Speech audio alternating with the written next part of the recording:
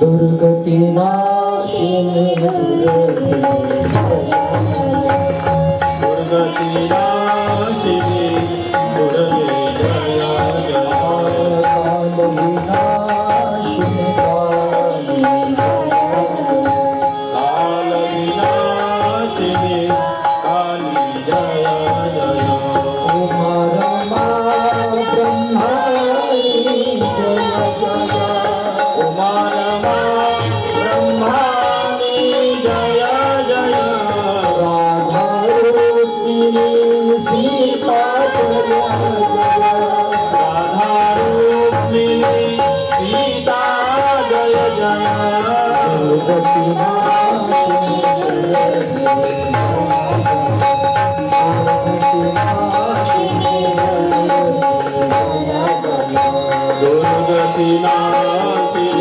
जय जय दुर्गती नाशिनी दुर्गे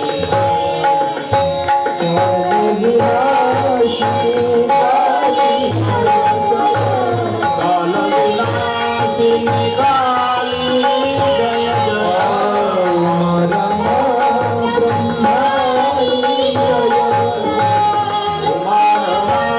ब्रह्माणी जय जय सीता जय जय राधा राधा रुक्मिणी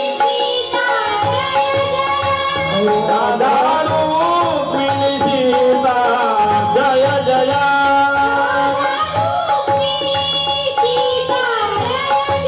दुर्गति नाशिनी दुर्गे जय जय काली नाशिनी काली जय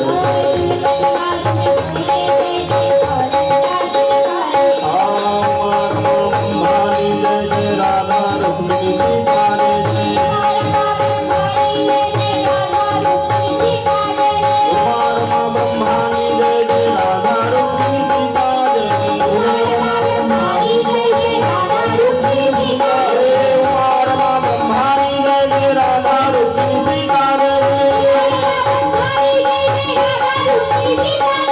उमा रमा ब्रह्माणी जय जय राधा रुक्मिणी सीता जय जय उमा रमा ब्रह्माणी जय जय राधा रुक्मिणी सीता श्री ज्ञानदेव पंढरीनाथ भगवान की जय मौली ज्ञानेश्वर महाराज की जय जगद्गुरु तुकाराम महाराज की जय सद्गुरु जोग महाराज की जय गोपाल कृष्ण भगवान की जय पवन सुत हनुमान की जय उमापति महादेव की जय गौ माता की योगीराज तुकाराम बाबा की जय सद्गुरु मौली बाबा की जय सब संतन की जय जय श्री राधे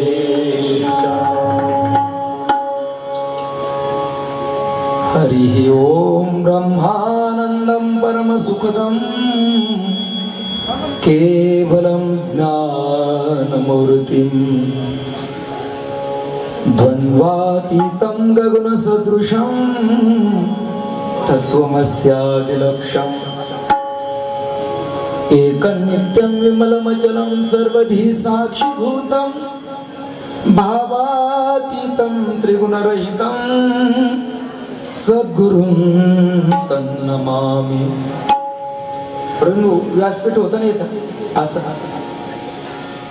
नाही हे मी आणला वंशीज घोषित करान्नवनीरदावा पितांबरादरुणबिंब फलाधरुष्ट या काळान ग्रंथ पूर्णेंदु सुंदर मुखादर विंदने नाही हे मी आणला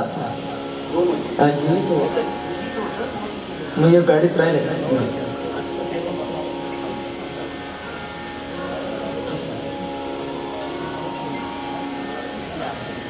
राम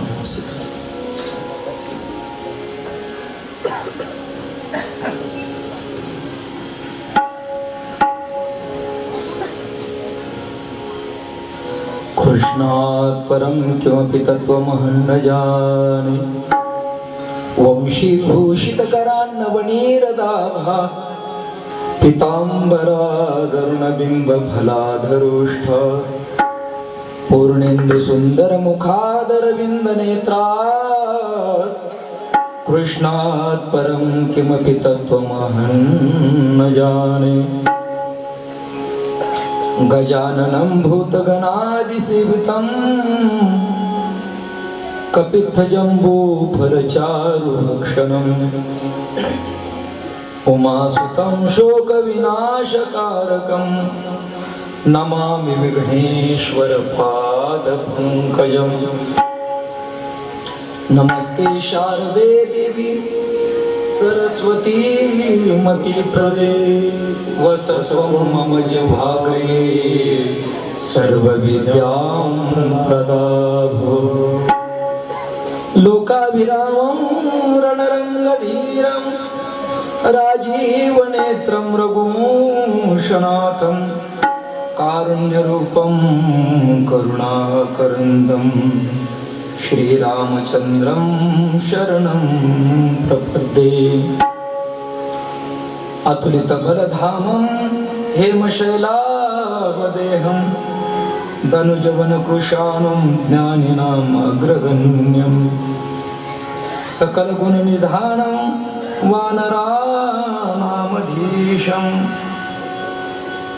रघुपतिप्रियभक्तं वातजातं नमामि ॐ मृत्युञ्जयाय रुद्राय नीलकण्ठाय शम्भवे अमृतेशाय शर्वाय महादेवाय ते नमः सर्वमङ्गलमाङ्गल्ये शिवे सर्वार्थसाधिके शरण्ये त्र्यम्बके गौरी नारायणी नमोस्तुते या देवी सर्वभूतेषु शक्तिरूपेण संस्थिता नमस्तस्यै नमस्तस्यै नमस्तस्यै नमो नमः या देवी सर्वभूतेषु मातृरूपेण संस्थिता नमस्तस्यै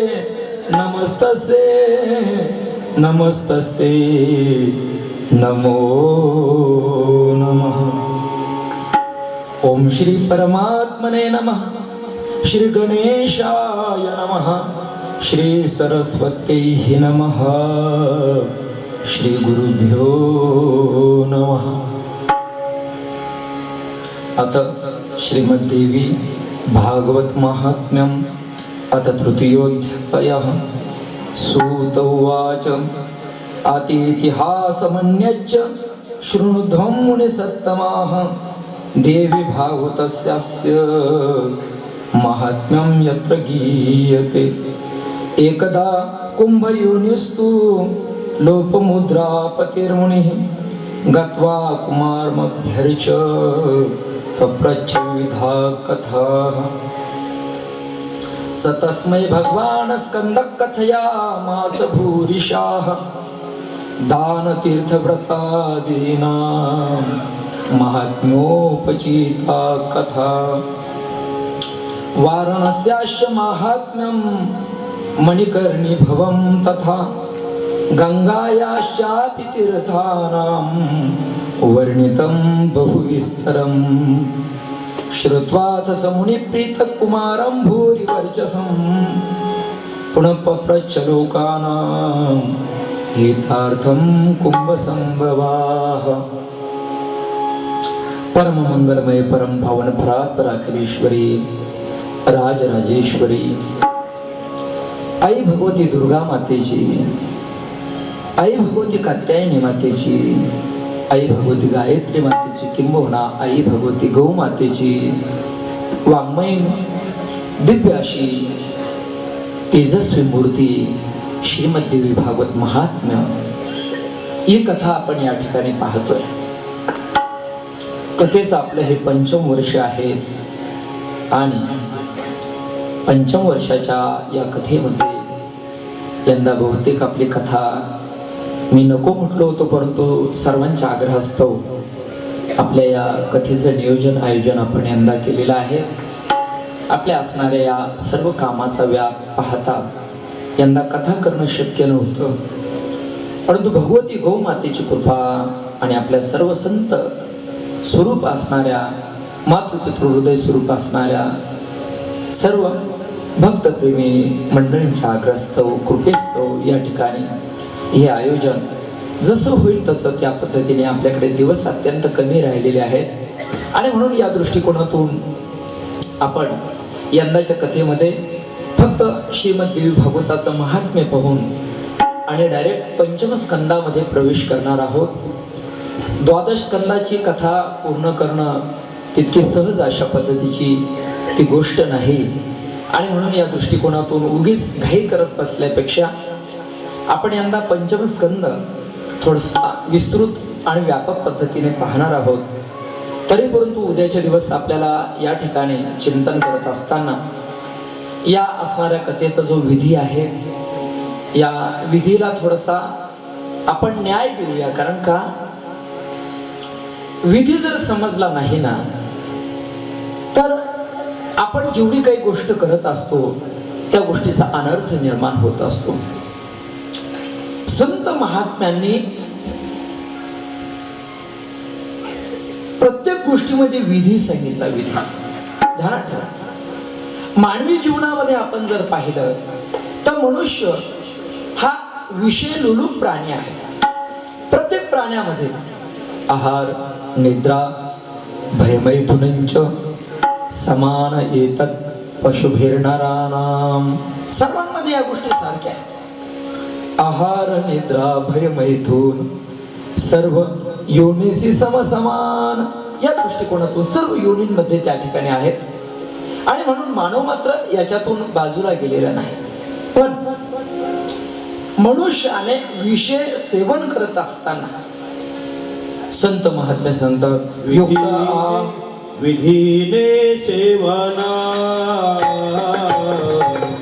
विधीने सेवना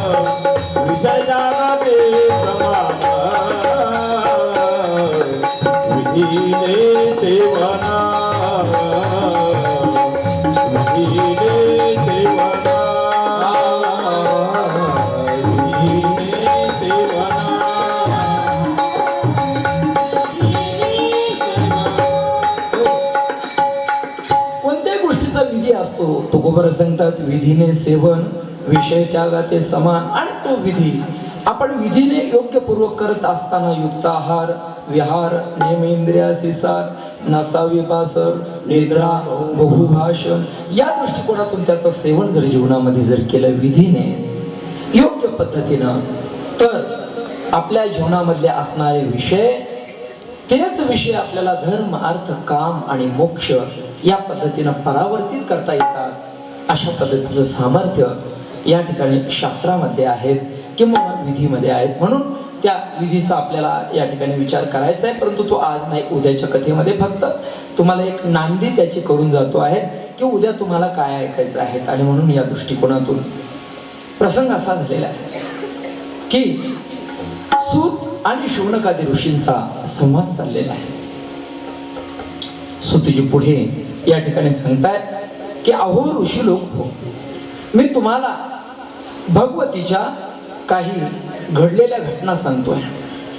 पूर्व परंपार या ठिकाणी काही घडलेल्या घटना ज्या आहेत त्या सूतजींनी शौनकादी ऋषींना सांगितलेल्या आहेत आणि अजूनही काही घटना या ठिकाणी सांगतायत.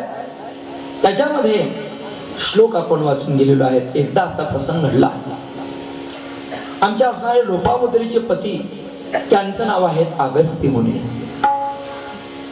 आता ध्यानात ठेवायचं बघ, कथा लक्षपूर्वक ऐकायची. दरवर्षी आपण कथा या ठिकाणी सांगत असतो आणि सांगितल्यानंतर जो लक्षपूर्वक कथा ऐकतो त्याला आपण काही ना काही या ठिकाणी भगवतीची भेट देत असतो. फक्त लक्षपूर्वक सर्वांगाचे कान करून या ठिकाणी कथा ऐकायची. वेळ आपल्याकडे अत्यंत कमी आहे, बाजूला जायला या ठिकाणी बिलकुल वेळ या ठिकाणी नाही. तरी परंतु मध्यंतरी एखादा दृष्टांत आपल्याला सांगावा लागतो. काही काही वेळेस झाडं जे असतात ना, तर ते असे माना टाकत असतात नाही, आणि मग माना टाकत असताना त्याला फवारणी करावीच लागते. मग ते थोडस असं जरा टवटवी दाखवतो त्या ठिकाणी. काही काही ते बिचारे असे भूछत्र राहतात, सकाळी आले असे ताईट दांडी सारखे उभे नाही का, सकाळी सकाळी रात्री पाहिलं का ते पडलं. तसं येताना काही काही मंडळी असे टवटवीत राहते, पण 5 मिनिटांमध्येच लगेच दांड्या वाकड्या होतात नाही त्या ठिकाणी. म्हणून ती थोडी थोडी फवारणी करावी लागते, नाही असं काही नाही. परंतु या ठिकाणी सैद्धांतिक चिंतन आपल्याला करणं गरजेची गोष्ट आहे. आणि म्हणून थोडे काही कथा आपल्याला सांगावं लागणार आहेत. परंतु असा प्रसंग निर्माण झाला की एक वेळा लोपामुद्रेचे पती असणारे अगस्ती महामुनी भगवान कार्तिक स्वामींकडे जातात आणि त्यांनी अनेक पुण्य पावन कथा ऐकण्याची इच्छा प्रगट केलेली आहे. कथा आपल्या जीवनामध्ये शोक हरण करते, कथा आपल्या जीवनामधलं दुःख हरण करते, कथा आपल्याला आणि मुक्त करत असते. म्हणून कथा याची बरी विठोबाची या दृष्टिकोनातून आता प्रमाणात मी हळूहळू विसरायला लागलो. शोकहारी दुःखहारी वगैरे कथा, मुक्तकरी कथा याची बरी विठोबाची, चला असो. आणि म्हणून या दृष्टिकोनातून पुण्य पावन कथा जीवनामध्ये ऐकल्याच्या नंतर त्याचा परिणाम आपल्या जीवनामधलं दुःख, ताप, दैन्य सर्व प्रकारच्या गोष्टी हरण होतात. आणि म्हणून ऐकण्याची इच्छा केली. आणि स्कंदांनी अर्थात त्या ठिकाणी कार्तिक स्वामींनी सुंदर अशा पद्धतीच्या कथा त्या ठिकाणी सांगितल्या, तीर्थ महात्म्य सांगितलं. त्यावरती अगस्तींनी त्यांच्यापाशी देवी भागवताचं महात्म्य ऐकण्याची इच्छा प्रगट केली. तेव्हा त्या ठिकाणी कुमार सांगू लागले, या भागवताचा जो यथार्थ महिमा आहे, यथार्थ महिमा तो या ठिकाणी कोणी सांगू शकत नाही, कोणी सांगू शकत नाही. ध्यानात ठेवा, काही ज्या गोष्टी आहेत त्या गोष्टींच्या बाबतीमध्ये आपले असणारे इंद्रिय जे आहेत ते तिथपर्यंत पोहोचू शकत नाही. माऊली ज्ञानोबा सांगतात, जेथ मनाची नखी न लगे, जेथ बुद्धीची दृष्टी न रिगे, ते इंद्रिया किर जोगे काय होईल. याच्या पलीकडे पुढे असं सांगितलं, पृथ्वी आप तेज वायू आणि आकाश हे पंचमहाभूत आहे. या पंचमहाभूतांच्या पलीकडे असणारा तो भगवान परमात्मा आहे. मनोवाचातीत तुझे स्वरूप, मनोवाचातीत तुझे स्वरूप, मनोवाचातीत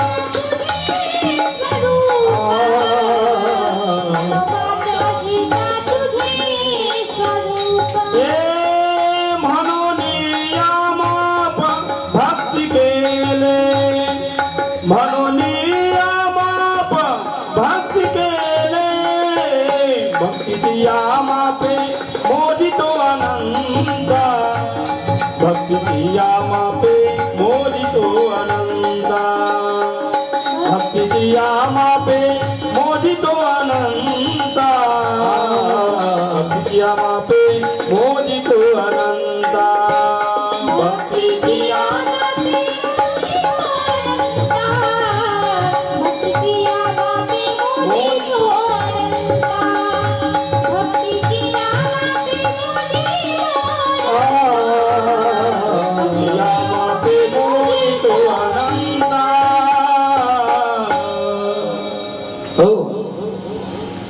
मनोवाचातीत तुझे स्वरूप, म्हणून या माप भक्ती केले, भक्तीच्या मापे मोजितो अनंता, इतरांनी किंवा येरांनी तत्वता न मोजवे. या दृष्टिकोनातून भक्तीच्या मापाने फक्त आपण देवाला अनंताला मोजू शकतो. अन्यथा या ठिकाणी पृथ्वी आप तेज वायू आणि आकाश या पंचमहाभूतांचे त्या ठिकाणचे असणारे जे काही पंच विषय त्या ठिकाणी आहेत, पंचमहाभूतांचे 5 जे काही तत्व आहेत त्यापैकी किंवा पंचमहाभूतांचे 5 गुण आहेत. पृथ्वी, आप, तेज, वायू आणि आकाश. यापैकी आकाशाचा गुण शब्द हा आहे. शब्द हा आकाशाचा गुण आहे. मग शब्दाने जर आपण भगवान परमात्म्याचं वर्णन जर वर्णन करायला गेलो तर शब्द कुठपर्यंत पोहोचतो तर आकाशापर्यंत. कारण शब्द हा गुण आकाशाचा आहे आणि शब्द हा गुण आकाशाचा असल्यामुळे तो आकाशापर्यंतच पोहोचतो. त्याच्या पलीकडे तो जाऊ शकत नाही. आणि परमात्मा पृथ्वी, आप, तेज, वायू आणि आकाश या पंचमहाभूतांच्या पलीकडे असल्यामुळे मनुष्य शब्दाने अनंत स्वरूप भगवान परमात्म्याचं वर्णन करू शकत नाही. हे शास्त्राचं चिंतन आहे. म्हणून मनोवाचातीत तुझे हे स्वरूप, या दृष्टिकोनातून तो मनोवाचातीत आहे. परे ही परते बोलणे कुंडले वैखरी कैसेनी सांगे. भगवत तत्वाच्या बाबतीमध्ये परे ही परते बोलणे खुंटले वैखरी कैसेनी सांगे. तिथपर्यंत हा जो शब्द आहे हा जाऊ शकत नाही. जे भगवंताचं स्वरूप आहे तेच भगवतीचं स्वरूप आहे. आणि म्हणून स्कंदजी महाराज या ठिकाणी सांगतात की या भागवताचं, कारण का जसं या ठिकाणी श्रीमद भागवताख्योयम प्रत्यक्ष कृष्ण एवही असं श्रीमद भागवतामध्ये म्हटलेलं आहे, तसं तिने वाङ्मय मूर्ती या दृष्टिकोनातून ही जी देवी भागवत कथा आहे ही त्या भगवतीचीच आणि त्या ठिकाणची असणारी वाङ्मय मूर्ती आहे. आणि म्हणून यथार्थ महिमा कोणी वर्णन करू शकत नाही, परंतु सांगणं गरजेची गोष्ट असते. आणि म्हणून या दृष्टिकोनातून कुमारजी या ठिकाणी सांगतात की जी निरंतर आहेत, नित्य आहेत, त्या ठिकाणी जी अनादी पूर्व कालखंडापासून चालत आलेली सद्य कालखंडामध्ये आहे आणि भविष्य कालखंडामध्ये सुद्धा आणि ती राहणार आहे, अशी जी निरंतर शक्ती आहे सच्चिदानंद स्वरूपिणी आहे. जगामध्ये अणु, रेणू, परमाणु तिनेच त्या ठिकाणी व्यापलेला आहे आणि सर्व प्रकारचे भोग भोगायला लावून सुद्धा मुक्ती बहाल करण्याचे सामर्थ्य सुद्धा आणि तिच्यामध्येच आहे. म्हणून देवी भागवत ही तिची काय आहे तर वाङ्मय मूर्ती आहे. वर्णन करत असताना या ठिकाणी सांगितलेलं आहे भगवंस्तारकाराते देवी भागवतस्य तु महात्म्यं श्रवणे तस्य विधिं चापि वद प्रभु. देवी भागवतं नाम पुराणं परमोत्तमं त्रैलोक्यजन्य साक्षात् गीते यत्र शाश्वती. स्कंद उवाच श्री भागवत महात्म्यं को वक्तुं विस्तरात् क्षमाः शृणु संक्षेपतो ब्रह्मन् कथयिष्यामि सम्पदम्. या नित्या सच्चिदानन्दरूपिणी जगदम्बिका साक्षात् समाश्रिता यत्र भुक्ति मुक्ति प्रदायिनी. अतस्तद्वाङ्मयी मूर्तिर् देवी भागवते मुने पठनात् श्रवणाद्यस्य न किंचिदीह दुर्लभम. या दृष्टिकोनातून अतस्तद्वाङ्मयी मूर्ती त्या भगवतीची वाङ्मय मूर्ती म्हणजेच ही देवी भागवत कथा या ठिकाणी आहे. आणि ही करते काय तर आपल्या जीवनामध्ये सर्व प्रकारचे भोग आपल्याला देऊन आणि त्याच्यामधून मुक्त करते. मानवी जीवनामध्ये सर्व प्रकारच्या गोष्टी करून सुद्धा मुक्तीपर्यंत जाता येतं. माऊली नावावर सांगतात असोनी संसारी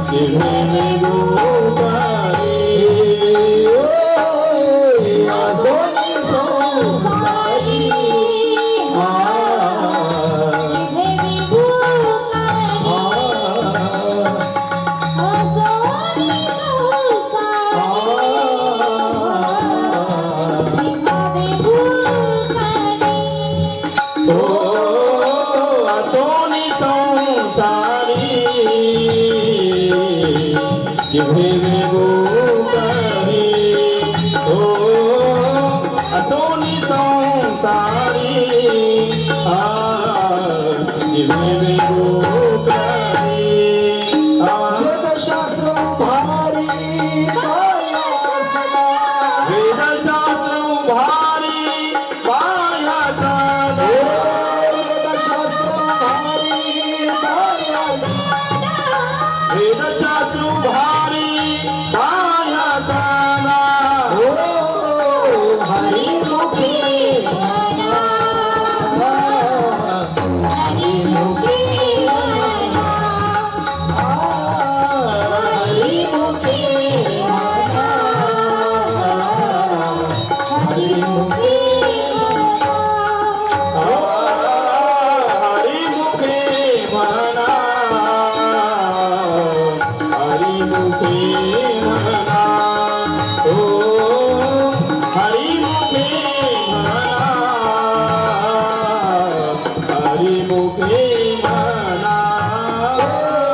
सुखे करावा संसार ना सुखे करावा संसार न संडावे दोन्ही वारा सुखे करावा संसार ना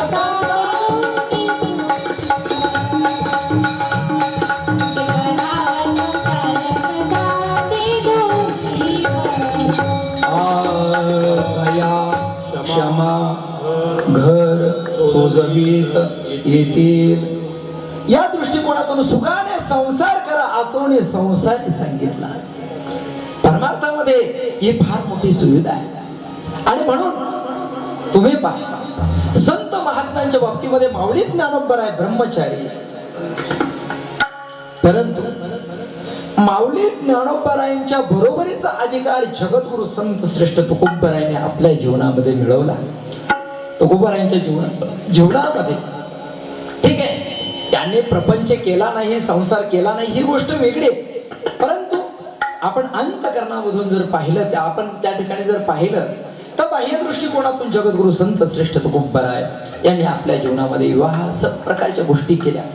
परंतु असं असताना संसाराच्या नावे घालून या शून्य किंवा सत्यवादी करी संसार सकळ आलिप्त कमळ जडी जैसे पद्मपत्र मिवांबसा या दृष्टिकोनातून संत महात्मे राहिले. अर्थात या असणाऱ्या संसाराचा कुठल्याही प्रकारचा विपरीत परिणाम त्यांच्यावरती झालेला नाही. जय जगद्गुरु संत श्रेष्ठ तुकोबरायांच्या बाबतीमध्ये जर पाहिलं केवढा मोठा अधिकार जगद्गुरु संत श्रेष्ठ तुकोबरायांचा जीवनामध्ये सर्व काही केलं त्या ठिकाणी प्रपंच रचना सर्व भोगोनी त्यागिली अशा स्थितीला राहिले आणि शेवटी प्रयाण काळे देवे विमान पाठविले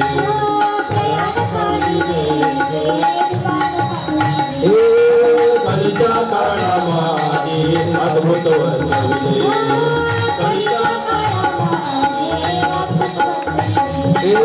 मानव देह घेऊने निजभ्रामा केले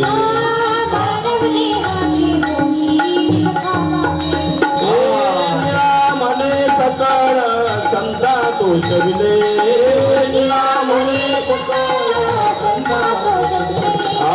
जय जयादी स्वामी सद्गुरु तुकया दातारा जय जयादी स्वामी सद्गुरु तुकया दातारा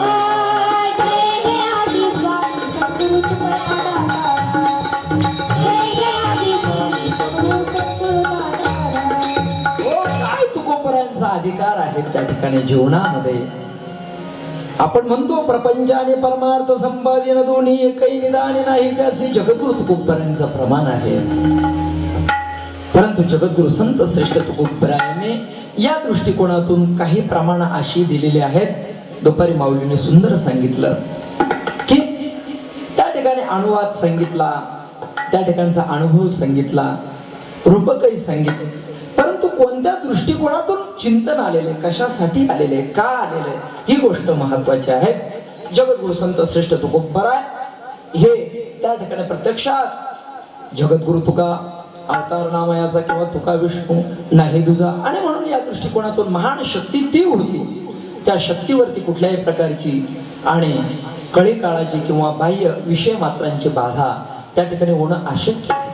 परंतु तरी सुद्धा येर ते अनुष्ठिते सामान्य सगळं किंवा यज्ञता आचरते श्रेष्ठ हा तत्तत् देवे तरोजनः स यत् प्रणाम कुरुते लोकस तदनु वर्तते. या दृष्टिकोनातून जगताला मार्गदर्शन करण्यासाठी तैसे संत जगी क्रिया करून द्यावी त्या अंगी दुपारी ते प्रमाण झालं. आणि म्हणून या दृष्टिकोनातून संत महात्मे क्रिया करून दाखवतात.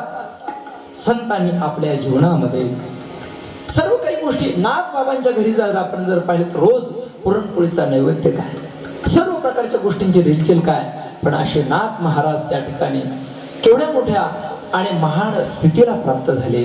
आणि म्हणून भोग आणि मोक्ष त्या ठिकाणी दोन्ही प्रकारच्या ज्या गोष्टी आहेत तर संत महात्म्यांच्या बाबतीमध्ये भोग, भोगिताची आटला भोग या स्थितीत सांगितलेलं आहे. मला जास्त या ठिकाणी वेदांत सांगायचं नाही, मला तो येत पण नाही, पण महत्वाची भूमिका अशी आहे की त्याने काही फरक पडत नाही.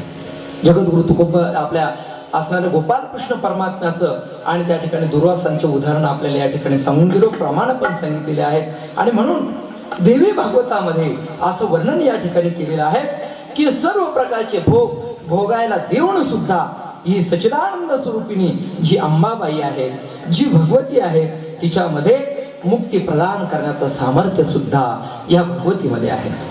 आणि देवी भागवती तिची वाङ्मयीन मूर्ती ते वाचणाऱ्याला त्रैलोक्यामध्ये अशक्य असं काहीच नाही त्या ठिकाणी, नाही काहीच नाही. आपण पाय जगद्गुरु संत श्रेष्ठ तुकोबरायांच्या बाबतीमध्ये तुकोबराय भगवान परमात्म्याला सांगतात अशक्य ते तुम्हा काय नारायणा निर्गुणा चेतना अनाभ निर्गुणा चेतना अशक्य तुम्हा काय नारायणा चेतना अनाभ निर्गुणा चेतना हो प्रमाण बरोबर आहे महाराज. मग अशक्य ते तुम्हा काय नारायण. बरं असं त्या ठिकाणी जगद्गुरु संत श्रेष्ठ तुकोबराय सांगतात की जे मेलेलं मूल आहे कथेमध्ये त्याला जिवंत करण्यासाठी प्रभू तुम्हाला काय अशक्य आहे, नाही का. निर्जीवा चेतना आणावया अशक्य ते तुम्हा काय नारायण निर्जीवा चेतना आणावया. या ठिकाणी प्रभू निर्जीवामध्ये प्राण भरण्यासाठी तुम्हाला काय अशक्य आहे. आणि पाहता पाहता त्या ठिकाणी त्या कथेमध्ये मूल जिवंत झाले. हे जे सामर्थ्य हे भगवान परमात्म्यामध्ये आहे अशाच पद्धतीनं आणि या ठिकाणी भगवतीमध्ये हे महान अशा पद्धतीचं सामर्थ्य आहे, तिला अशक्य कोणतीच गोष्टी नाही. आणि म्हणून या संदर्भामध्ये एक सुंदर पद्धतीचा इतिहास या ठिकाणी स्कंदजी महाराज आणि सांगतात. प्रसंग असा आहे की विवस्वान नावाच्या म्हणूनला एक श्राद्ध देव नावाचा मुलगा होता आणि त्याला संतती नसल्यामुळे त्याने वशिष्ठ मुनींना या बाबतीमध्ये सांगितलं. वशिष्ठ मुनीने त्यांना पुत्र कामेष्टी नावाचा यज्ञ त्या ठिकाणी केलेला आहे आणि तो यज्ञ वशिष्ठ मुनींनी त्यांच्याच असणाऱ्या देखरेखीखाली करून घ्यायचा ठरवला. अशा प्रसंगामध्ये त्याचा संकल्प करावा लागतो की यज्ञ कशासाठी काय, नाही का. जसं तुम्ही ब्राह्मण त्या ठिकाणी यज्ञ नारायणाजवळ संकल्प करतात, यज्ञ नारायणाजवळ मागणी करतात, नाही मागणी करतात, संकल्प करतात, अहम करिष्ये अशा पद्धतीनं, नाही का. आणि कशासाठी काय मिळावं, अस्माकं सकल कुटुंबानां इह जन्मनि जन्म जन्मांतरी जन्म जन्मांतरेषु अप्राप्य वस्तु प्राप्त्यर्थम प्राप्य वस्तु रक्षणार्थम द्विपाद चतुष्पाद सहहितानां आयुः क्षेम स्थैर्य आरोग्य प्राप्त्यर्थम ईश पूजनम करिष्ये. 60 रुपयामध्ये ईश पूजनम करिष्ये. तर मागायला काय लागतं त्या ठिकाणी, तसे वेगवेगळ्या प्रकारचे संकल्प केले जातात. चला महत्वाची भूमिका अशी आहे की संकल्प करावा लागतो या ठिकाणी. कशासाठी तर त्या असणाऱ्या श्राद्ध देव नावाच्या आणि त्या म्हणून मुलगा होत नव्हता, संतती होत नव्हती आणि म्हणून त्या ठिकाणी आपल्याला पुत्राची प्राप्ती व्हावी याच्यासाठी संकल्प ब्राह्मणांना सांगितला. परंतु नेमकं असं आहे त्या ठिकाणी त्या असणाऱ्या मनुची जी पत्नी आहे, श्राद्ध देवाची जी पत्नी होती, याला पाहिजे होता मुलगा आणि तिला पाहिजे होती मुलगी. त्या ठिकाणी याला पाहिजे होता मुलगा आणि तिला पाहिजे होती मुलगी. आता दोन्हीपैकी कोणाचा विजय झाला असेल बरं? छोटे छोटे बालक या ठिकाणी आहेत का रे बाबांनो? जर समजा यदा कदाचित तुमच्या घरामध्ये वडिलांची इच्छा असेल त्या ठिकाणी वांग खायचं, नाही का? वडिलांची इच्छा कशाची? वांग खाण्याची. आणि तुमची जी माता असेल, काय म्हणतो तू आईला? बाळा, मम्मी. बर. आणि तुझ्या मम्मीची इच्छा असेल बटाटा खायचा. वडिलांची इच्छा वांग खाण्याची, मम्मीची इच्छा काय होतं बरं घरामध्ये? वांग का बटाटा? अरे बटाटा बोल ना. इच्छा वडिलांची काही असो, पण जे महिलांनी ठरवलं तेच होतं काही काही घरामध्ये रे. चला, तस या ठिकाणी एकाची इच्छा, त्याची इच्छा मुलगा व्हावा, पण पत्नीची इच्छा मुलगी व्हावी. मग तिने ब्रह्मवृंदांना सांगितलं. आणि मग त्या ठिकाणी काय, आता आम्ही सुद्धा आल्यानंतर काय घरामध्ये आलो, पहिलं काय पाहतो त्या ठिकाणचे घराचे गृहमंत्री जे आहेत ना, त्यांचं म्हणजे त्यांचा अवतार कसा आहे, कडक भवानीचा आहे का कसा आहे पाहावा लागतो त्या ठिकाणी. तर मग काही काही पुरुष जातात घरी घेऊन, त्या ठिकाणी घरी घेऊन जात. पण पत्नीचं जर डोक्यामध्ये जर नसेल तर महाराजाचं काहीच खरं नाही, नाही का? एक आपले बाबा, त्यांना खूपच आवड वारकऱ्यांची, आणि मग ते वारकऱ्यांना आपल्या घरी घेऊन जायचे. वारकऱ्यांना घरी घेऊन जायचे. बायकोला मात्र त्या ठिकाणी पटत नव्हते. एकदा यानं घेऊन यायचं, तिनं काहीतरी करून पळून लावायचं. एकदा याने एक वारकरी घरी आणला, आणि घरी आणल्याच्या नंतर त्या ठिकाणी तो जो वारकरी आला घरी आल्याच्या नंतर त्या ठिकाणी येणे त्या वारकऱ्याचं स्वागत केलं, चांगल्या पद्धतीनं स्वागत केलं त्या ठिकाणी. आणि चांगल्या पद्धतीनं स्वागत केल्याच्या नंतर दाखवलं, पण तिने पाहिलं आता याला मी पळूनच लावते त्या ठिकाणी, पळूनच लावते असं म्हटल्याच्या नंतर त्या ठिकाणी तिने सांगितलं, का हो एवढा मोठा महान अतिथी तुम्ही घरी आणला, महावैष्णव घरी आणला, आणि आता त्यांना काहीतरी चहा पाणी करायला नको? आणि कर ना म्हटले. अहो करायला काय, कसे काय माझे दात पाडून टाकू त्याच्यामध्ये? काही साखर चहा पावडर आहे का घरात? विचार केला का? अगं म्हटले थांब, एक 5 मिनिटात घेऊन येतो. हा 5 मिनिटात साखर आणायला गेला, तेवढ्यामध्ये हिने आपला डाव साधवला, रडायलाच लागली त्या ठिकाणी. तो वारकरी म्हटला, का हो ताई का रडतायत? बाई तुम्ही का रडतात? काय सांगावं म्हटले, बऱ्याच दिवसापासून यांचं डोक्याचं होल्डर बिघडलेलं आहे. हे कधी कधी लोकांना असंच धरून आणतात, आणि धरून आणल्याच्या नंतर थोड्या वेळ चहा पाणी पाजतात, आणि नंतर त्याला चराट्याने बांधून टाकतात, आणि मुसळाने त्याचे दात पाडतात. आता असं म्हटल्याच्या नंतर त्यानं पाहिलं, काय सांगता येत आज आपलीच पाळी का काय त्या ठिकाणी? बरं गडी असं आगडबमच्या तगडबम. त्यानं पाहिलं आपण उदबत्ती छापे, इथं आधी लागण्यात अर्थ नाही. त्यानं जशी आपली धोपटी घेतली, पडशी खांद्यावर टाकली, तसा तो निघाला. त्याला म्हटलं लोक आज चहा पाणी काय परवडायचा? तेवढ्यामध्ये तो तिकडून आला. म्हणजे वारकरी कुठे? अहो काय म्हटले त्या वारकऱ्याला, त्या ठिकाणी मुसळ पाहिजे होतं आणि दुरी पाहिजे होती. अगं म्हटले द्यायचे ना, मग वरती होती ना त्या ठिकाणी. अहो मला काय माहिती तुम्ही कुठे ठेवली? हा वरती गेला, ते मुसळ काढलं आणि भला मोठा दोर काढला, आणि हा याला वाटलं वारकऱ्याला पाहिजे, तो त्या वारकऱ्याच्या मागे निघाला. निघाल्याच्या नंतर वारकऱ्याने तिकडून पाहिला, म्हटलं ओ, एका हातामध्ये मुसळ आणि एका हातामध्ये. वारकऱ्यानं पाहिलं, बरं झालं बाईमुळे मी वाचलो, नाहीतर आज आपल्या दाताचा कार्यक्रम जो चिंगाट पळाला, वैद्य बाबा सांगायचं कसा पळाला, चिंचिंग चिंगाट पळाला, नाही का? पुन्हा त्यानं आळंदीच गाठवली, रुईचं नावच घेतलं नाही. सज्जन या ठिकाणी स्त्रिया आहे. आणि मग वारकऱ्याला पहिलं घरात गेल्यानंतर घराचा अंदाज करावा लागतो, आपलं वातावरण कसं आहे. मग मुलाचं वर्णन करावं लागतं. काय ताई, काय तुमचा मुलगा आहे, वा वा वा, काय त्याच्या नाकातले मेकड आपल्या वर्णन करावं लागतं महाराज त्या ठिकाणी मुलाचं, नाही का?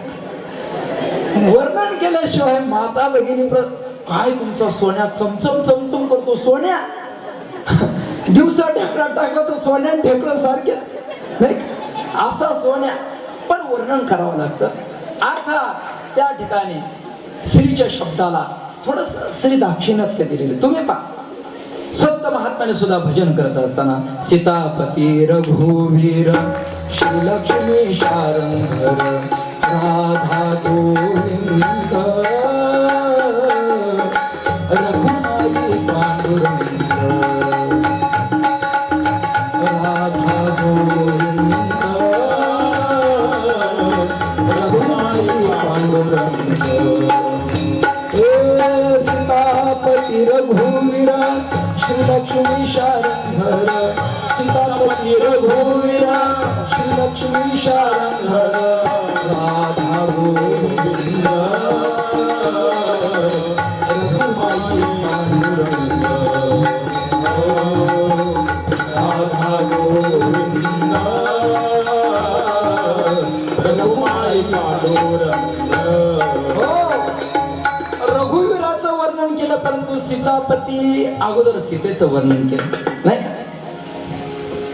अगोदर वर्णन केलं श्रीलक्ष्मी, नंतर शारंगर, अगोदर राधा, नंतर गोविंद, अगोदर रकुमाई, नंतर पांडुरंग नाही का.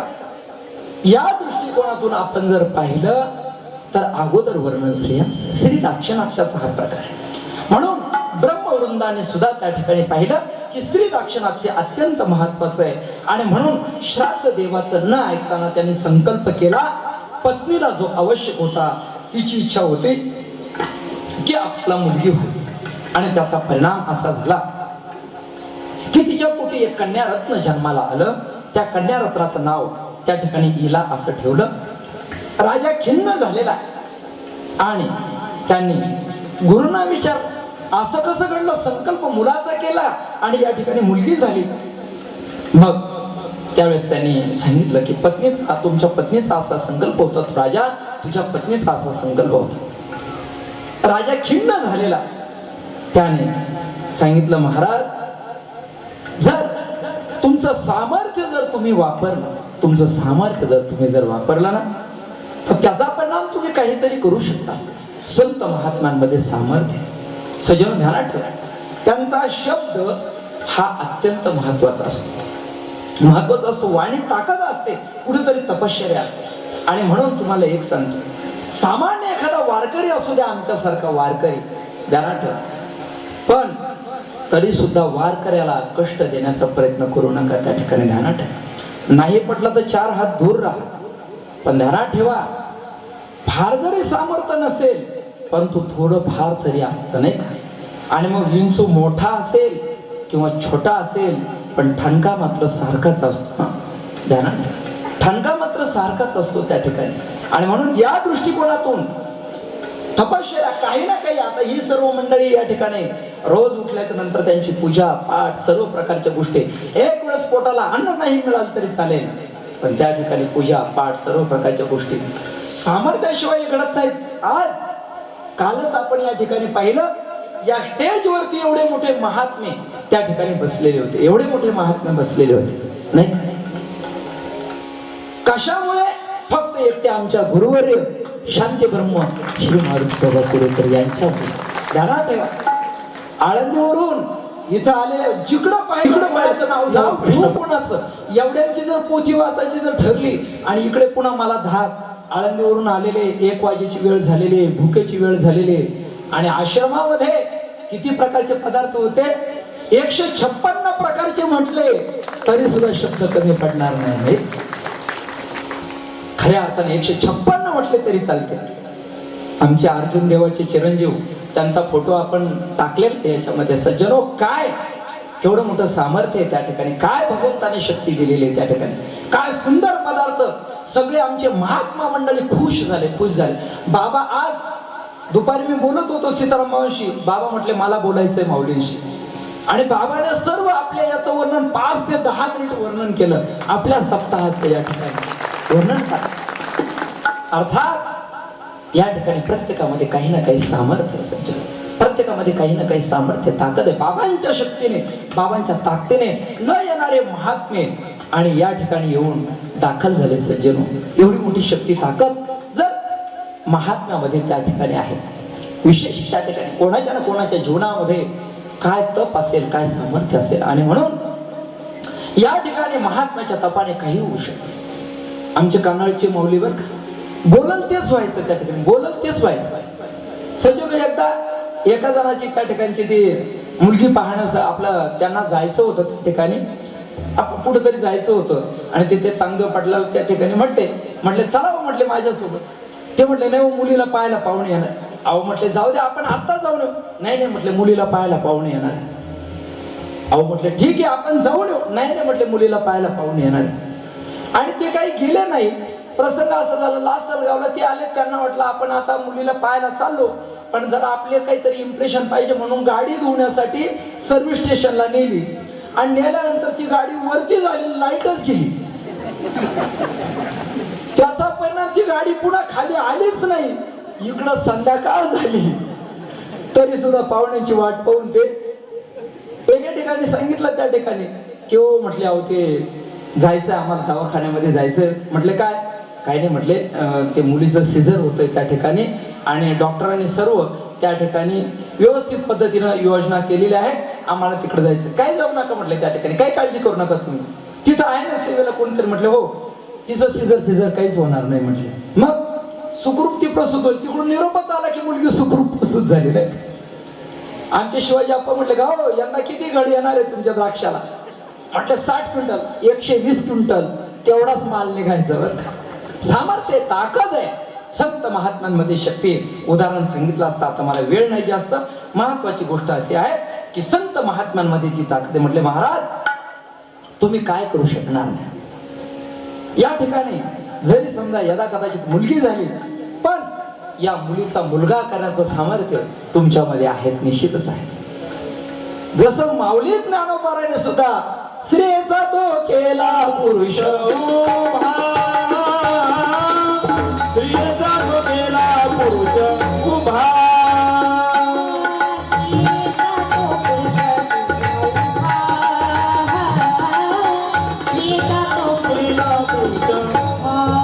देही निमिष मात्रे देह पालटीला, देही निमिष मात्रे देह पालटीला, स्त्रियेचा तो केला पुरुष उभा, स्त्रियेचा तो केला पुरुष उभा, स्त्रियेचा तो केला पुरुष उभा, स्त्रियेचा तो केला पुरुष उभा. हो जिही निमिष मात्रे देह पालटीला, स्त्रियेचा तो केला पुरुष उभा. आमच्या माऊली ज्ञानोबारांचं सामर्थ्य आहे. दृष्टांत या ठिकाणी सांगत नाही, पण महत्वाची गोष्ट माऊली ज्ञानोबारांनी पाहता पाहता स्त्रीचा पुरुष केला, बाळीचा बाळ्या केला. एवढं मोठं सामर्थ्य आमच्या माऊली ज्ञानोबारांचं.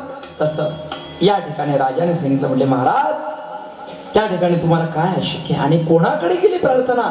वशिष्ठ ऋषींकडे केलेली आहे. आणि म्हणून वशिष्ठांनी आपल्या तपस सामर्थ्याने आणि ईश्वर कृपेमुळे त्या ठिकाणी इला तिचं रूपांतर, ज्या मुलीचं नाव इला ठेवलेलं होतं तिचं रूपांतर आणि त्या ठिकाणी पुरुषामध्ये झालेलं आहे. आणि पुरुषामध्ये झाल्यानंतर त्याच मुलीचं नाव सुद्युम्न अशा पद्धतीचं या ठिकाणी ठेवलं.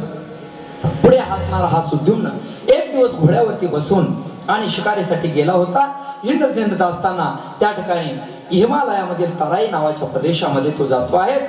ते स्थान शिव पार्वती द्वारा आणि त्या ठिकाणी स्थापित असल्यामुळे प्रवेश करता क्षणी त्या ठिकाणी असं रूपांतर झालं की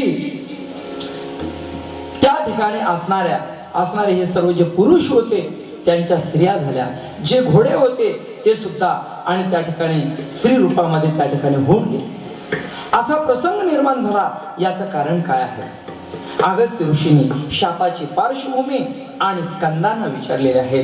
स्कंदाने ती पार्श्वभूमी त्या ठिकाणी सांगितलेली आहे की पूर्वी असा एकदा प्रसंग घडला की एकांतामध्ये भगवान शिवशंकर परमात्मा आणि पार्वती माता हे कामक्रीडेमध्ये मग्न असताना आणि शिव दर्शनाच्या हेतूने काही ऋषीमुनी शोध घेत त्या ठिकाणी आलेले आहेत. अर्थात भगवान शिवशंकर परमात्म्याचं ते घर नाही का? जसा एक कवी वर्णन करतो, भूमीवरी पडावे ताऱ्यांकडे पहावे प्रभू नाम नित्य गावे या झोपडीत माझ्या. भूमीवरी पडावे आणि ताऱ्यांकडे पहावे, अर्थात शय्या करण्यासाठी भूमी आणि पडल्या पडल्या त्या ठिकाणी काय दिसतात? तारका दिसतायत. याचा अर्थ यांचं घर म्हणजे अनंत स्वरूप असणारा हा जो काही आकाशाचा मंडप हेच त्यांचं घर आहे. वेगळं घरामध्ये घरकुल काही नाही. तसं भगवान शिवशंकर परमात्म्याच्या बाबतीमध्ये हिमालयामध्ये राहत असताना आणि त्या ठिकाणी काही स्वतः घर बांधलेलं नाही, बंगला बांधलेला नाही, फ्लॅट कुठं घेतलेला नाही, कुठल्याही प्रकारे काही नाही.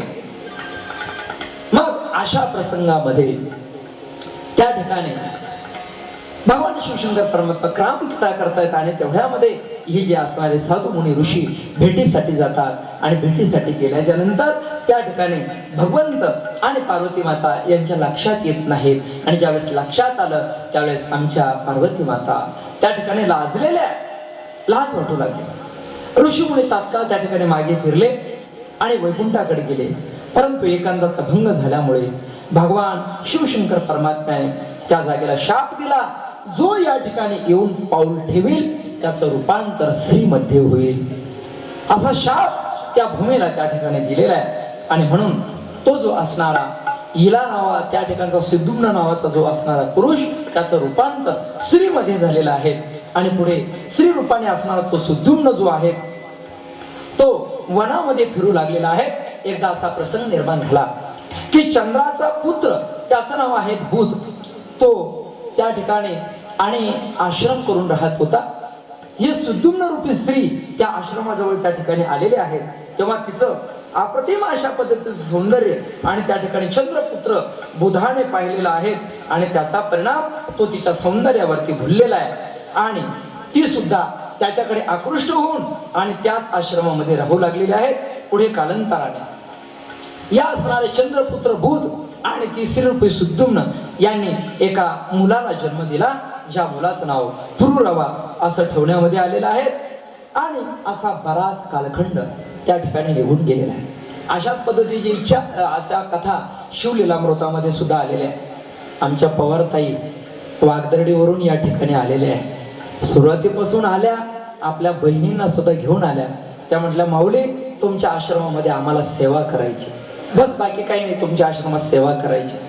कधीही निघाल्या आश्रमात येतात, प्रेमाने येतात. आमचे श्याम महाराज शास्त्री अण्णा यांच्या त्या फार मोठ्या सेवक आहे आणि अंतकरणामध्ये त्या ठिकाणी खूप भगवत भक्ती आहे. वागदर्डीला त्यांचा सुंदर असं मंदिर त्यांनी घरी बांधलेलं आहे. घरची परिस्थिती अत्यंत चांगली. त्यांनी सांगितलं, बाबा आम्हाला कथा करायची, तुमची एक तरी कथा आमच्या गावात व्हावी. वागदर्डीच्या लोकांना मी त्या ठिकाणी एक कीर्तन सेवा 4-5 वर्षापासून देत नाही. मी जात नाही तिकडे, एवढ्या दूर आता पण बंद केलं, कारण शेजारचे रायपूर भाडाणे सगळ्या गावांना खूप कीर्तनं झाली. पूर्वी अण्णा होते माझे, वर्षातून 10-10, 15-15 कीर्तनं त्या गावामध्ये व्हायची. कारण अण्णांनी एका गावात 28 सप्ताह सुरू केलेले. 28 केवढी मोठी ताकद आहे, सोपी गोष्ट नाही. 28 सप्ते रायपूर आणि भाडाणे गावामध्ये. आपला एक सप्ताह केला तर एक इकडं ताण येतो, दुसरा तिकडं ताण येतो, पण शेवटी एकत्रित होतात. एवढं बरं आहे नाही का? चला जाऊ द्या, मला ते बोलायचं नाही. या ठिकाणी करतात सगळे, पण मात्र असं एकदम असं कधी कधी ठोका बसतो हृदयाला नाही. चला जाऊ द्या, महत्वाची भूमिका सोडून 28 सप्ते अण्णाने सुरू केले आणि आज तागात ते चालू आहे. ही विशेषता आहे, त्यांना ठेवा. अण्णांच्या पश्चात ते चालू आहे. त्या ठिकाणी एवढं मोठे ताकद आहे, सामर्थ्य आहे महाराज त्या ठिकाणी, आणि केलं पाहिजे. आम्हाला तरी आमच्यासाठी काय करायचं सज्जनो, काय करायचं आमच्यासाठी? कुठं आमचे पोरं बाळ रडतायत, अरे तुमचंच कल्याण व्हावं, तुमच्याच मुलांना साधू मुनींचं दर्शन व्हावं, ऋषी मुनींचं दर्शन व्हावं. नाही तर काय मंदिरा वाचून आमचं पडलं, काय शाळे वाचून आमचं पडलं, काय गावा वाचून आमचं पडलं. अरे एकट्या पोटाला लागतं किती बाबा. आम्ही खूप संतुष्ट आहे, खूप संतुष्ट आहे. काही लागत नाही एकट्या पोटाला त्या ठिकाणी, काही लागत नाही. मी तर माझ्या जीवनात खूप संतुष्ट आहे आणि मी नेहमी सांगतो, माझी ओळखुटे मी आजही बांधून ठेवलेली आहे. फक्त एकच की ज्या दिवशी आश्रमातून बाहेर पडेल पुन्हा पाऊल ठेवणार नाही. सजग ध्यानात ठेवा, पुन्हा पाऊल ठेवणार नाही. कान्हाडवरून निघालो, आश्रमातून निघालो, पुन्हा आश्रमात राहण्यासाठी मी गेलो नाही. नांदूरवरून निघालो, पुन्हा गेलो नाही. सज्जनो ध्यानात ठेवा, काही गोष्टीचा तुम्हाला जर एवढा त्रास होतो तर मला किती होत असेल त्या ठिकाणी. सजनो 3 वाजता जेवतोय मी, 3 वाजता. आपले शांतिगिरी बाबा आले त्या दिवशी 3 वाजता मी जेवण केलं, 3 वाजता पाणी पिलो. काय एवढं आमच्या पोटाने आग घेतली त्या ठिकाणी. एखादा शब्द बोलल्यानंतर जर तुम्हाला एवढं वाईट वाटत असेल तर तुम्ही लाखोही काही केलं, आम्हाला शून्य होते त्या ठिकाणी. ध्यानात ठेवा. म्हणून किती त्रास असेल त्या ठिकाणी. अरे 3दा कुरेकर बाबांनी गाडी बदलली त्या ठिकाणी. म्हणजे ते त्यांच्या सेवकाने सीताराम, ही गाडी नको, ती गाडी नको, ती गाडी. किती वेळेस गाड्या बदलल्या. ज्यांची गाडी ठरवली त्यांना सांगितलं बाबा पाया पडलो तुम्ही या. एका गाडीचा ड्रायव्हर दुसऱ्या गाडीला काढून टाकला तरी सुद्धा ते म्हटले आम्हाला गाडी पसंत नाही. दोन्ही गोष्टी कॅन्सल केल्या. पुन्हा इकडून गाड्या. किती किती त्रास असेल त्या ठिकाणी. एवढे साधू मुनी यायचे. एक महात्मा जर इथून विन्मुख जर गेला सज्जन होत, किती अंतकरणाला वेदना होतात. तुम्हाला काय होतात मला माहिती नाही, पण माझ्या अंतकरणाला किती वेदना. काल सर्वांचं त्या ठिकाणी आणलेले कपडे, हे याचे त्याला त्याचे याला, अरे सगळं पाहायचंय त्या ठिकाणी, बारीक पाहायचंय. कुरेकर बाबा ज्या दिवशी आले टॉयलेटमध्ये त्या ठिकाणी पाणी टाकलं, स्वतः आम्ही धावत पळत गेलो. आलो त्या ठिकाणी समय सांगून ठेवली, वेळेवर समय नाही, काहीच नाही. बाबा आले आतमध्ये आल्यानंतर करायचं काय तुम्हाला सांगून काय करणार आहे मी त्या ठिकाणी. सोप्या गोष्टी नसतात सज्जन, एवढी सहज सोपी गोष्ट नाही. एवढा त्रास घेऊन या सगळ्या गोष्टी करायच्या आहे. आणि कोणी जर अणकुचीदार जर बोललं तर अंतकरणाला वेदना होतात त्या ठिकाणी. ध्यानात असो, मला काही बोलायचं नाही त्या ठिकाणी. तुमचं कार्य तुम्ही करत राहा, माझं कार्य मी करत राहतो, पण जरा शब्द वापरताना व्यवस्थित वापरले पाहिजे. असो, महत्वाची भूमिका आहे. या सर्व प्रकारच्या ज्या गोष्टी आहेत या अतिशय त्या ठिकाणी जीवनामध्ये अवघड होतं.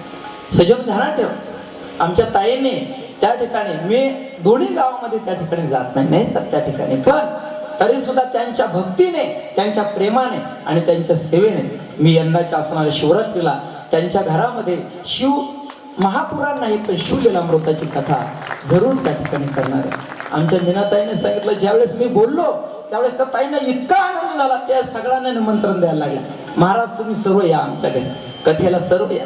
आनंद आहे त्या ठिकाणी, आनंद आहे. ध्यानात ठेवा, जीवनामध्ये हा आनंद आहे. ही ताकद सेवेमध्ये, ही ताकद शक्तीमध्ये. एखाद्याचं नाव आलं काय आणि न आलं काय, पण ध्यानात ठेवा, दृष्टी इतकी बारीक आहे माझी की कोण काय करतो त्याच्यावरती खूप बारीक लक्ष आहे माझं. कोण काय करतो आणि कोणत्या मिनिटाला कोणाचं काय चाललेलं आहे आणि कोण काय बोलतो, सगळ्या प्रकारच्या गोष्टीचं मला ज्ञान आहे त्या ठिकाणी. ध्यान ठेवा, आहे भगवती गौ मातेची कृपा आहे त्या ठिकाणी. ध्यानात ठेवा सज्जन, माझं फार बारीक लक्ष असतं. आल्या आल्या मी टेप लावून माप घेत असतो की या व्यक्तीचा स्वभाव काय, हा आपला म्हणजे हा किती आपल्या गावाला उपयोगी आहे, किती याचं त्या ठिकाणी. या सगळ्या प्रकारच्या गोष्टी सज्जनो, खूप अभ्यास झाला या बाबतीमध्ये आणि तेवढी तपश्चर्या सुद्धा झाली तुम्हाला सांगतो. ध्यानात ठेवा, वाया बोलत नाही त्या ठिकाणी. ध्यानात ठेवा, ज्यावेळेस मी आळंदीत होतो, मी अभ्यास करत होतो, जिथं मी चालायचो तिथं सगळ्या पाऊल वाटा पडलेल्या होत्या. सकाळी निघाल्याच्या नंतर शिवे तुकडे खाऊन आणि त्या ठिकाणी डोंगरावरती, खंडोबाच्या डोंगरावरती जाऊन तपश्चर्या केलेली आहे. हे फुकट नसतं त्या ठिकाणी, त्याच्या पाठीमागे काहीतरी आहेत, फार नाही पण थोडंफार काहीतरी आहेत. असो, या ठिकाणी महत्वाची गोष्ट आहे, आपल्यावरती अवलंबून असतं. चला सज्जनो, सेवेमध्ये ताकद आहे, शक्तीमध्ये त्या ठिकाणी ताकद आहे आणि मुनींच्या असणाऱ्या त्या तपश्चर्येमध्ये त्या ठिकाणी आणि ताकद आहे. चला, महत्वाची गोष्ट अशी आहे की भगवान परमात्मा त्या प्रदेशाला शाप दिला. शाप दिल्यानंतर त्या ठिकाणी आणि सर्व स्त्रिया रूपाने झालेल्या पुढे तोच असणार चंद्रपुत्र बुध आणि त्या ठिकाणी तो चंद्रपुत्र बुध जो आहे तो त्या सुदून स्त्रीकडे आकृष्ट झाला आणि आकृष्ट झाल्यानंतर त्यांना त्यापासून पुत्र संतती प्राप्त झाली. ही कथा शिवलीलामृत ग्रंथामध्ये सुद्धा आणि त्या ठिकाणी आलेली आहे.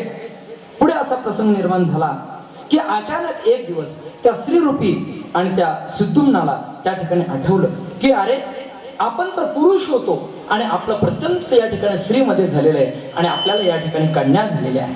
आणि म्हणून त्या ठिकाणी ती स्त्री जी आहे तर त्या वशिष्ठ ऋषींकडे त्या ठिकाणी गेली आणि आपल्याला पुन्हा पुरुषत्व प्राप्त व्हावं याच्यासाठी विनंती केली. आणि वशिष्ठ त्या ठिकाणी कैलास पर्वतावरती गेले. भगवान शिवशंकर परमात्म्याची आराधना केलेली आहे. ओम मृत्युंजयाय रुद्राय निळकंठाय शंभवे अमृतेशाय शर्वाय महादेवाय ते नमः शिव भोळा चक्रवर्ती शिव भोळा चक्रवर्ती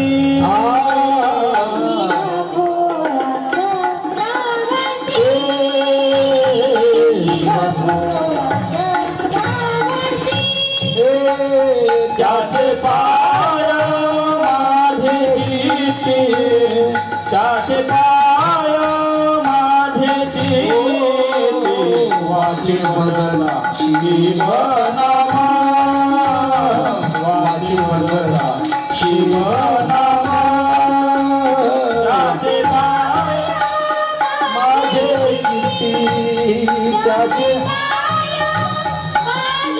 ओ वाचे बदला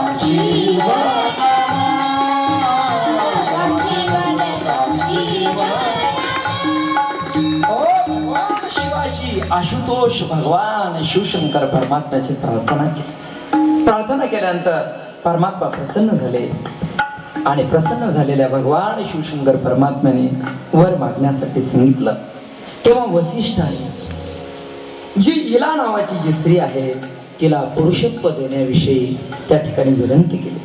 सज्जनो, संतांच्या शब्दाला फार मोठा मान असतो, ऋषीमुनींच्या शब्दाला फार मोठा मान असतो आणि त्याचा परिणाम भगवान शिवशंकर परमात्म्याने ती विनंती मान्य केली. परंतु सांगितलं, म्हटले हे बघा, त्या ठिकाणी ती स्त्री पुरुष रूपाने जरूर होईल, परंतु 1 महिनाभर ती त्या ठिकाणी पुरुष राहील आणि 1 महिनाभर त्या ठिकाणी स्त्री राहील. हा वरप्रसाद मिळाला. वशिष्ठ त्या ठिकाणी आणि पुन्हा देवीपाशी गेले. त्यांनी तिची पूजा केली, स्तुती केली. भगवान शिवशंकर परमात्म्याकडून अर्ध काम झालं आणि अर्ध काम करण्यासाठी ते पुन्हा भगवतीकडे त्या ठिकाणी गेले आणि गेल्यानंतर त्या भगवतीची पूजा केली, स्तुती केली. तेव्हा प्रसन्न झालेल्या देवीने त्यांना सांगितलं की तुम्ही 9 दिवसांचा उत्सव करून आणि त्या असणाऱ्या स्त्रीला किंवा तो ज्यावेळेस 1 महिनाभर पुरुष राहणार आहे त्यावेळेस त्याला देवी भागवत ऐकवा, म्हणजे माझ्या कृपेने त्याला कायमचं पुरुषत्व प्राप्त होईल. आणि पुढे असं झालं की पुन्हा या ठिकाणी वशिष्ठांनी इलेला सर्व प्रकारच्या गोष्टी समजावून सांगितल्या. तू 1 महिनाभर पुरुष होशील, 1 महिनाभर स्त्री राहशील, पण यदा कदाचित तू जर श्रीमद देवी भागवताचं पारायण केलं, देवी भागवताचं अनुष्ठान पूर्वक तू जर व्रत वैकल्य जर जीवनामध्ये जर केलं तर त्याचा परिणाम या ठिकाणी तुझा जो पुरुष देह आहे तो कायमचा त्या रूपाने आहे. आणि म्हणून अशा पद्धतीनं सिद्धुम्नाने आपल्या जीवनामध्ये विधीपूर्वक कथेचं आयोजन केलं. सज्जनो, या ठिकाणी आपल्याकडून काही कथेमध्ये न्यूनत्व राहत असेल, कदाचित राहत असेल, पण आपली गौ माता हिचं एवढं सामर्थ्य, एवढी ताकद आहे की मला निश्चित तिच्यावरती विश्वास आहे की आपलं जे न्यूनत्व आहे ती माता कधी त्या ठिकाणी अपूर्ण राहू देत नाही, त्याच्यामध्ये शक्तीच भरते.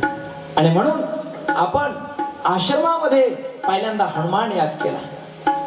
हनुमान यागाचा परिणाम त्या ठिकाणी पाहता पाहता आश्रम काय, कोणत्या प्रकारचे कार्य काय, त्यानंतर सलग प्रथम वर्षी मोठा केला. परंतु कधी कधी खर्चाला मी घाबरतो. त्या ठिकाणी नको बाबा, ग्रामस्थ मंडळी आपण सांगतो त्यावेळेस 95% लोक या ठिकाणी एवढं मोठं योगदान करतात, त्या ठिकाणी 5% जाऊ द्या, काही परिस्थितीमुळे बिचारे त्या ठिकाणी आणि दूर राहत असतील किंवा काही त्यांना परिस्थिती नसेल त्या मापाची, ठीक आहे, या ठिकाणी प्रत्येकाच्या समस्या आहे.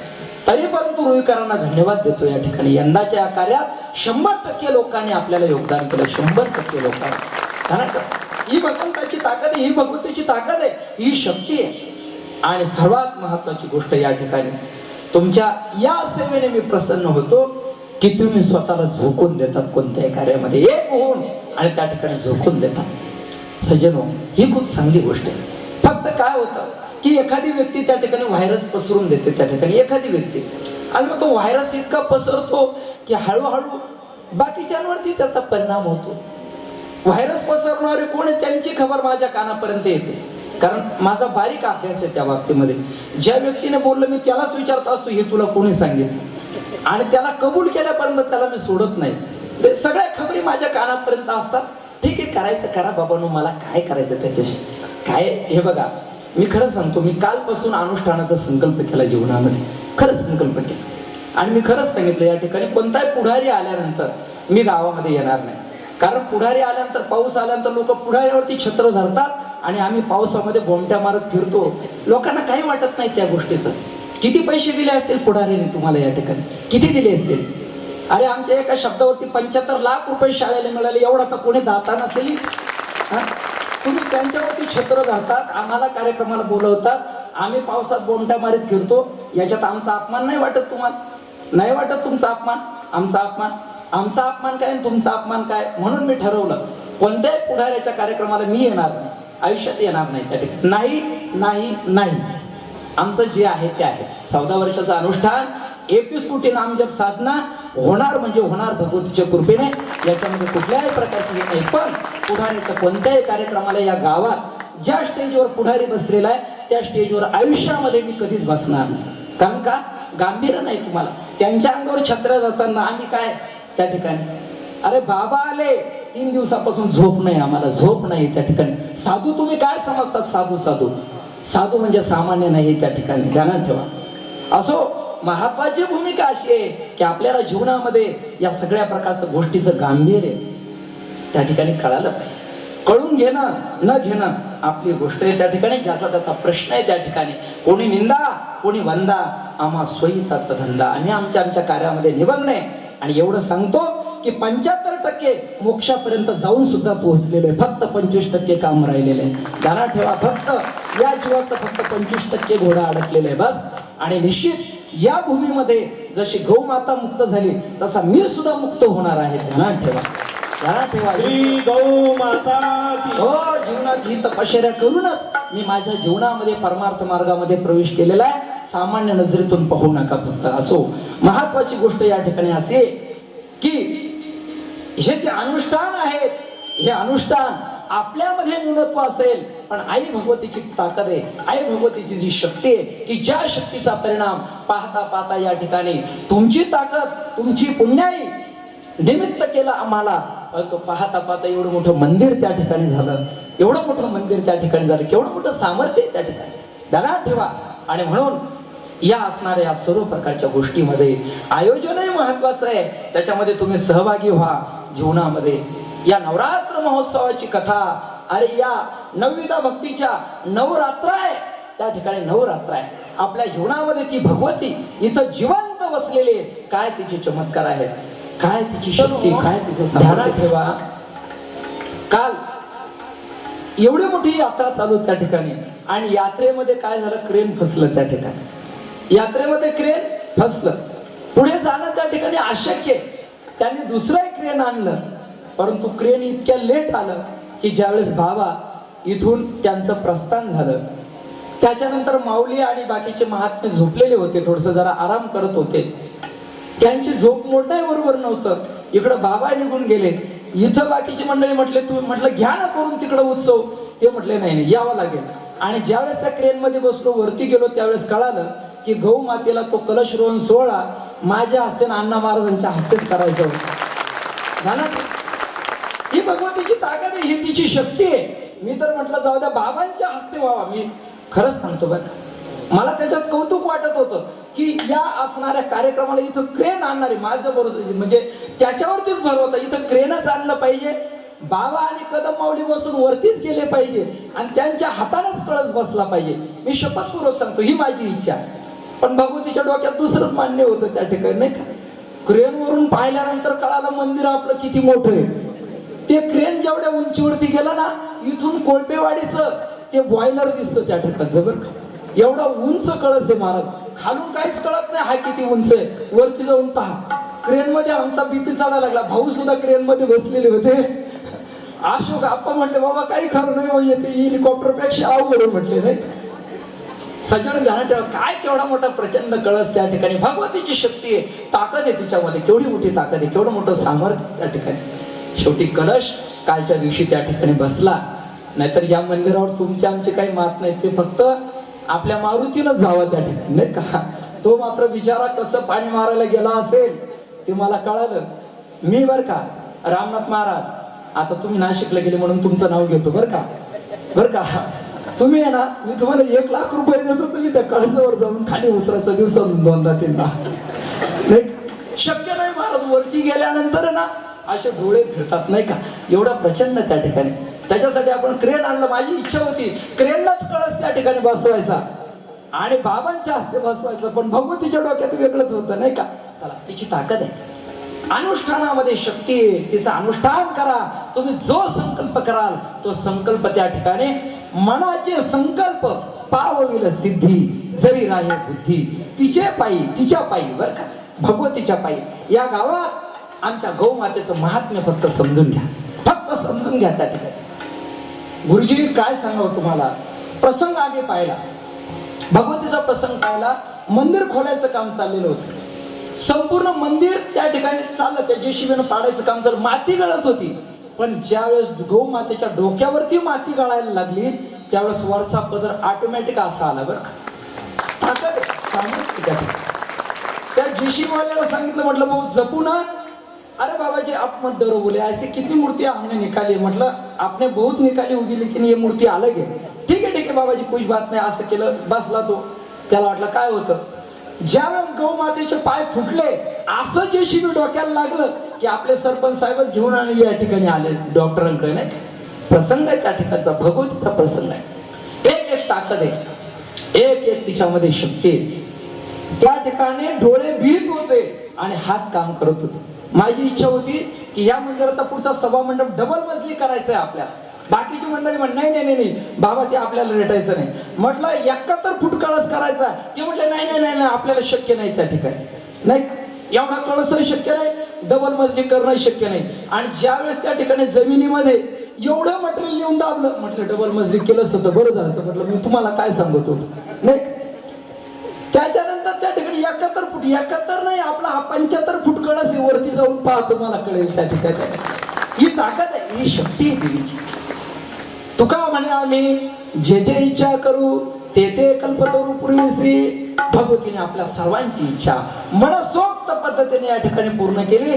बाबा यावे वाटत होतं, बाबा आले आणि बाबा प्रसन्न होऊन या ठिकाणी आशीर्वाद देऊन गेले. त्या ठिकाणी आशीर्वाद देऊन गेले. म्हणून हे सामर्थ्य, मातेची शक्ती, ताकद आहे. फक्त अनुष्ठान करा जीवनामध्ये, अनुष्ठान प्रत्येकाने आपल्या जीवनामध्ये एक अनुष्ठान. माऊलीने खूप सुंदर सांगितलं या ठिकाणी की प्रत्येकाने एक एक संकल्प करा, एक एक संकल्प करा. त्या ठिकाणी अंतःकरणामध्ये एक एक संकल्प करा की या नवरात्रीमध्ये एवढे मोठे सत्पुरुष येऊन गेले ज्यांच्या सानिध्यामध्ये मी 14 वर्ष आणि 21 कोटी नाम जपाची जीवनामध्ये संकल्प केला. तुम्ही किमान त्या ठिकाणी 1 कोटी नाम जपाचा संकल्प, 1 कोटी नाम जपाचा. सांगा किती लोकांची इच्छा 1 कोटी नाम जप मी स्वतः करेन. 1 कोटी नाम जप मी करीलच. 1 2 3 बाकीचे शिवजाप नाही. गप्पाच मारायच्या व आयुष्यभर नाही का, गप्पाच मारायच्या आयुष्यभर.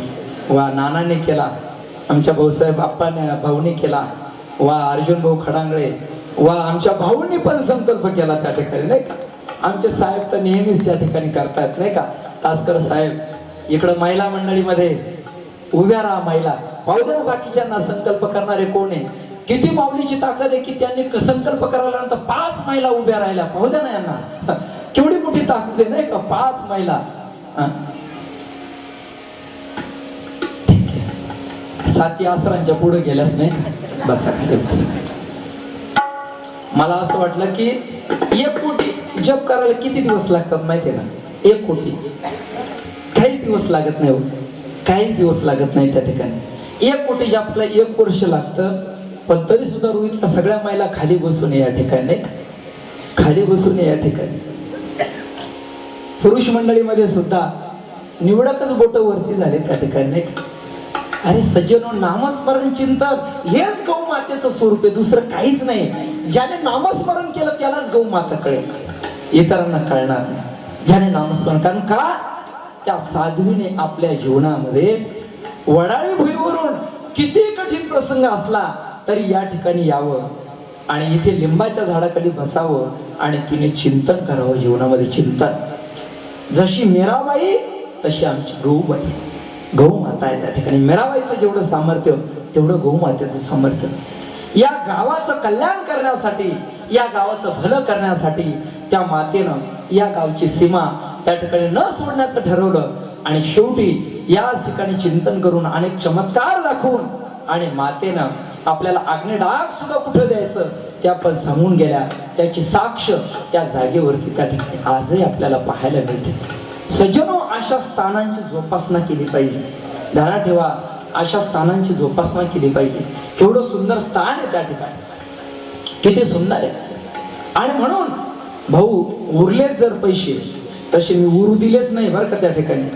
काल खूप पैसे वाटले, मी इतके वाटून टाकले, काहीच विचार केला नाही. हाच एक यज्ञ आहे महाराज. तिथं आपण तुपाच्या आहुत्या देतो, हा तर यज्ञ आहे. पण हे जे महात्मे येतात ना, हे महात्मे, अरे हे राजू महाराजांनी एका ठिकाणी राहिल्यानंतर ते मला म्हणते, माऊली माझी तब्येत सुधरल का, माझी तब्येत सुधरल का. आता खायला जर शिळे तुकडे तर तब्येत कशी सुधरल, बरोबर आहे. ध्यानात ठेवा, हे महात्मे आमचे राजू महाराज एकदा जर प्रॅक्टिस करायला लागले ना, खोटं नाही सांगत, 6-7 तास एका जागेवरती बसून उठल्यानंतर बनियन पिळायचं आणि घामच काढायचा. आजही पण मला वाटतं या महाराष्ट्र प्रांतामध्ये एवढं सुंदर कथक कोणी दुसरं वाजवत नाही. एवढी गुरुजींची ताकद, एवढी शक्ती आहे. सज्जनो, आज गुरुजींना पुण्यामध्ये जर बोलवलं ना, एका तासाचे 25,000 लोक त्या ठिकाणी देतात पैसे घेऊन. तरी पण ते आपल्या खोलीमध्ये एकदा खोली बंद केली की पोरगी काय वरडते, पप्पा म्हणते का डॅडी म्हणते, पाहायला वेळ नाही त्यांना. आजही पण एवढी प्रचंड साधना, ही ताकद आहे, ही शक्ती आहे. ध्यानात ठेवा. म्हणून या सर्व प्रकारच्या गोष्टी, आमच्या गौ मातेमधलं सामर्थ्य त्या ठिकाणी केवढं विशाल सामर्थ्य आहे की मातेला ज्या जागेवरती अग्निडाग द्यावा त्या जागेवरती तसाच खडक त्या ठिकाणी उलटावा. किती सुंदर स्थान आहे, किती केवढी मोठी ताकद आहे. असं ऐकलं की तिनं सांगितलं, हे बघा, या ठिकाणी मी गेल्यानंतर भंडारा करा, भंडारा. या गावाला कधीच काही कमी पडणार नाही. म्हणून बाकीचं काही असो, पण या गावात अन्नदान कधीच कमी पडत नाहीत आणि पडणार नाही. मी इथं जरी थोडस कडक बोलत असेल, पण बाहेर घरी गेल्यानंतर माझ्या रोईकरांचं मी निश्चित कौतुकच करतो. आणि एक महत्वाची गोष्ट, कोणी मला काठीने जरी मारलं तरी माझ्या अंतकरणातून शापप्रत शब्द एकाला सुद्धा आयुष्यात कधी जाणार नाही. दंड कधीच नाही आयुष्यामध्ये. मी कधीच कोणाचं आणही त्या ठिकाणी अंतकरणातून कधी चिंतणार नाही. त्या ठिकाणी नाही चिंतणार. ध्यानात ठेवा, ही सुद्धा गौ मातेने दिलेली मला एक शांतीरूप शक्ती आहे. पण काय होतं माहिती का, कधी कधी रागवावं लागतं. काय झालं, एकदा नारद मुनीच्या सानिध्यामध्ये ना एक भुजंग आला, फुसफुस करत होता माझ्यासारखा, असं फुसफुस करायचं तो. आणि मग ते नारद मुनी म्हटले, काय तू फुसफुस करतो म्हटले या ठिकाणी. मग म्हटले, माझा स्वभाव येतो त्या ठिकाणी. अरे काय वेळ आहे म्हटले, या लोकांनी काय केलं तुझं, का फुसफुस करतो, सगळे लोक तुला घाबरतात, नुसताच फुसफुस करतो रात्रंदिवस त्या ठिकाणी. म्हटलं मग मुनीजी काय करू, अरे असं करू नये म्हटले त्या ठिकाणी. बरं म्हणून ठीक आहे म्हटले, काही हरकत नाही. मग त्या नागाने विचार केला, कोणाला झोंबायचं नाही, फुसफुस फासफुस सुद्धा काही करायची नाही, काहीच करायचं नाही त्या ठिकाणी. आणि मग तो आपला पडून राहिला बिचारा त्या ठिकाणी. काही मुलं आले, ए नागोबा, घाबरले त्या ठिकाणी, मागं पळाले. पुन्हा पाहिल्यानंतर तो हाय नाही, चाल नाही त्या ठिकाणी. मग असे थोडेसे जवळ गेले. अरे म्हटले, नाग काहीच करत नाही. काही नाही, असे दगड मारून फेकले त्याला. म्हटले, नाग काहीच करत नाही त्या ठिकाणी, काहीच करत नाही. थोडे जवळ गेले, म्हटले हालतही नाही, चालतही नाही, काही करत नाही. त्यांना वाटलं ते आपलं काय म्हणतात, तर इरुळा आहे काय ना, म्हटले इरुळा आहे वाटतं, काही करत नाही त्या ठिकाणी. वाता मोठा प्रचंड त्या ठिकाणी इरुळा दिसतो, म्हणजे काही याच्यामध्ये ताकद नाही. मग काही पोरं अजून जवळ गेले त्या ठिकाणी, जवळून दगड मारायला लागले. म्हटलं काहीच करत नाही, काही नाही, काडक्या घेतल्या आणि टोचायला लागले. रक्त भांबाळ करून टाकला नागोबा, रक्त भांबाळ केला ना नागोबा. आणि मग तिकडून आपले नारद मुनी आल्यानंतर याची अवस्था पाहिली, ते जीर्ण झालेला, त्या अंगातून रक्त चालेल. ते नारद मुनी म्हटले, अरे काय रे म्हटले, मी इकडून गेलो, तू चांगलं. म्हटले, महाराज तुम्हीच सांगितलं. म्हटले काय, कोणालाही चावा घ्यायचं नाही, काय कर. अरे म्हटलं, चावा घेऊ नको, पण फुस करायला काय हरकत होती त्या ठिकाणी, नाही का. तसं कोणाला शाप द्यायचं नाही, पण थोडी फुसफुस केली पाहिजे, म्हणजे लोक जरा नाही. चला जाऊ द्या, महत्वाची भूमिका अशी आहे सज्जनो या ठिकाणी शापिकवाणी. याच्यामध्ये आपल्या वाणीचं तप. त्या ठिकाणी लोक म्हणतात जा तू त्या ठिकाणी माझ्या दारात बैल होऊन फिरशील, कुत्र होऊन फिरशील, नाही का? लोक म्हणतात नाही या जन्मात, पुढच्या जन्मात तू माझ्या दारामध्ये कुत्र होऊन फिरशील. अरे मग तू कुत्र होऊन फिरशील पण पुन्हा तुला जन्म घ्यावा लागेल ना डबल, बरोबर आहे का? वाणीची एक तपश्चर्या आहे, तुमच्या सुद्धा वाणीत एक तपश्चर्या आहे, यांच्या वाणीत एक तपश्चर्या आहे, माझ्या वाणीमध्ये सुद्धा काही ना काही त्या ठिकाणी आहे, प्रत्येकाच्या वाणीत. पण शाप दिल्यानंतर सुद्धा आपल्या वाणीचं तप नष्ट होत, आशीर्वाद दिल्यानंतर सुद्धा आपल्या वाणीचं तप त्या ठिकाणी नष्ट होतं. तुकोबराज सांगतात माझ्या मुखा वाटा नयो हे वचन भागे हे संतान द्रव्य कोणा, भागे हे संतान द्रव्य कोणा. माझ्या मुखा वाटा नयो हे वचन भागे हे संतान द्रव्य कोणा, भागे हे संतान द्रव्य कोणा. माझ्या मुखामधून तुकोबराज सांगतात असं वचन सुद्धा येऊ नये त्या ठिकाणी की व्हावे हे संतान द्रव्य कोणा. पहिलं मी जायचो, लोक मला बोलायचे बाबा लग्नाला या ना. मला वाटायचं लोकांनी लग्नाला बोलवलं, पत्रिकेत माझं नाव टाकलं, मी गेलो का यांना सुसंतती सुसंपत्ती आयुष्य आरोग्य, बरोबर ना अण्णा महाराज, नाही का? सुसंतती सुसंपत्ती यांचं लग्न हो, यांच्या मुलाचं लग्न हो. आपलं न झालेलं का असा चांगलं झालं केलं नाही देवानं, पण महत्वाची भूमिका असा भरभरून आशीर्वाद देतो. तुकोबारे म्हणतात माझ्या मुखा वाटा नये हे वचन व्हावे हे संतान द्रव्य कोणा. तुकोबारे म्हणतात माझ्या मुखातून असं वचन येऊ नये की कोणाला संतान प्राप्ती व्हावी, कोणाला द्रव्य प्राप्त व्हावं. तुकोबारायांनी ते शब्द वापरले नाही का? कारण तुकोबारायांना जगत कल्याणासाठी पुण्य साठवून ठेवायचं होतं आणि त्या पुण्याचा उपयोग जगत कल्याणासाठी करायचा होता. आणि ते पुण्य जर समजा यदा कदाचित आपण जर संपवलं तर त्याचा परिणाम जगत कल्याणामध्ये काही बाधा येते. पण जरी असं तुकोबाराय बोलले तरी परंतु तुकोबारायांनी आपल्या जीवनामध्ये आशीर्वाद दिल्याशिवाय तुकोबाराय राहिले नाही. तुकोबारायांनी आपल्या जीवनामध्ये आशीर्वाद दिला त्या ठिकाणी. कर्म धर्म तुम्हा असावे कल्याण, या माझे वचन आशीर्वाद, या माझे वचन आशीर्वाद.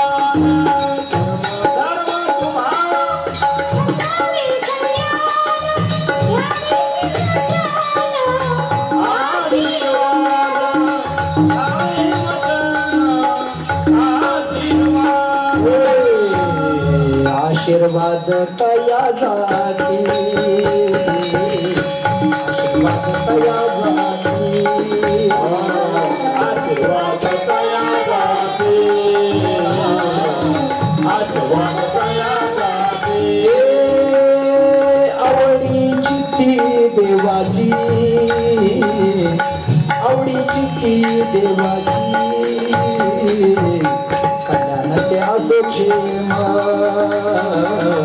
कल्याण तो असो क्षेम. आवडीची ती देवाची, आवडीची ती देवाची, कल्याण ते असो क्षेम, कल्याण ते असो क्षेम. सांगतात कर्मे धर्मे तुम्हा असावे कल्याण, घ्या माझे वचन आशीर्वाद. आशीर्वाद तया जाती आवडीची ती देवाची, कल्याण ते असो क्षेम वाढो प्रेम आगळे. तुकोबाराय जरी म्हणतात माझ्या मुखातून वचन येऊ नये की कोणाला संतान प्राप्त व्हावे, कोणाला द्रव्य प्राप्त व्हावं, पण तरी सुद्धा तुकोबाराय सांगतात ज्यांच्या चित्तामध्ये देवाची आवड आहे त्यांना माझा आशीर्वाद आहे. हे जगद्गुरु तुकोबारायांनी त्या ठिकाणी सांगितलं.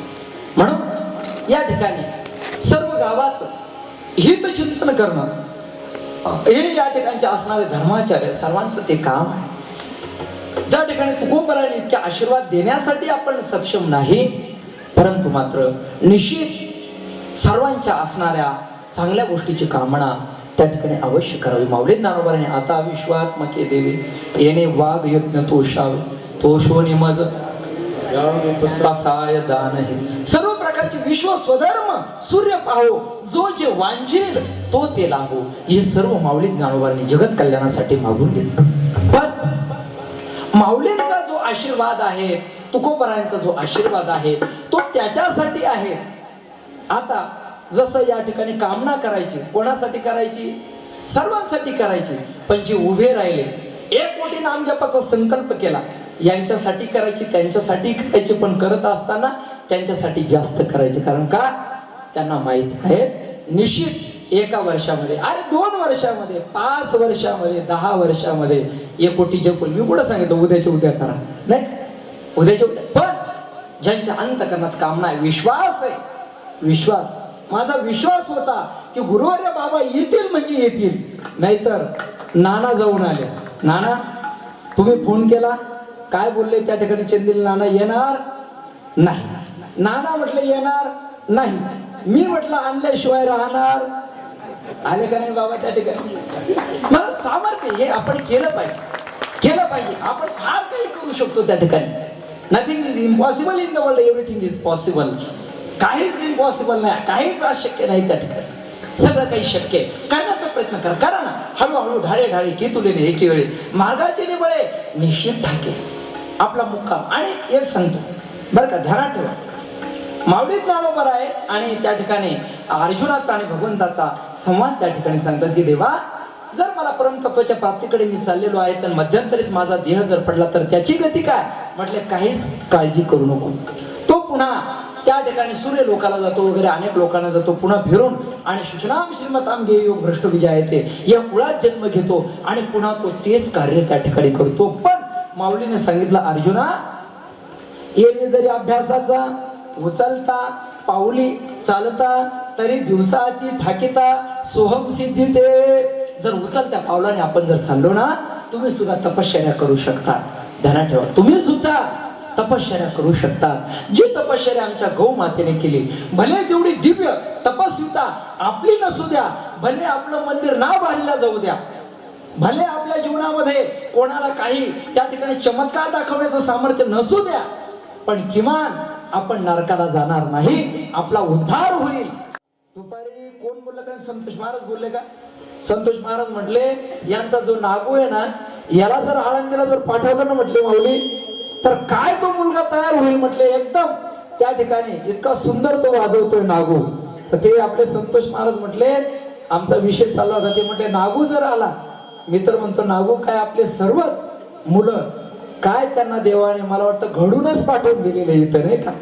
आमचे कंसे माऊली काय मृदंग वाजवतात, आमचा अक्षय अरे मृदंग वाजवतून गायनही करतो, कंसे माऊली कीर्तनही करतात, गायनही करतात, वादनही करतात.